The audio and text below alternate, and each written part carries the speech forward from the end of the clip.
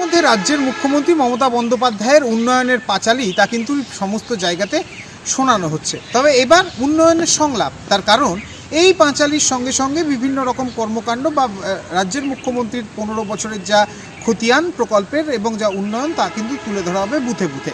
সেরকমই ভীমপুর থানার অন্তর্গত আসাননগর পঞ্চায়েতের পক্ষ থেকে এই উন্নয়নের সংলাপ যে অনুষ্ঠান তা কিন্তু শুরু করা হয়েছে বিভিন্ন বুথে বুথে।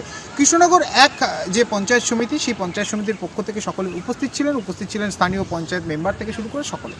এই উন্নয়নের যে সংলাপ তা ঘিরে রীতিমতো উন্মাদনা সাধারণ মানুষের মধ্যে, এবং বিভিন্ন বুথে বুথে গিয়ে রাজ্যের মুখ্যমন্ত্রীর গত 15 বছরের যা খতিয়ান তা তুলে ধরা এবং সেখানকার সাধারণ মানুষের কী কী অভাব অভিযোগ রয়েছে সেগুলো শোনা, তার সঙ্গে সঙ্গে মধ্যাহ্নভোজন এবং বিশিষ্ট ব্যক্তিদেরকে সংবর্ধনা প্রদান, এই রকম কর্মকাণ্ডের মধ্যে দিয়ে এই উন্নয়নের সংলাপ কিন্তু পরিবেশিত হচ্ছে।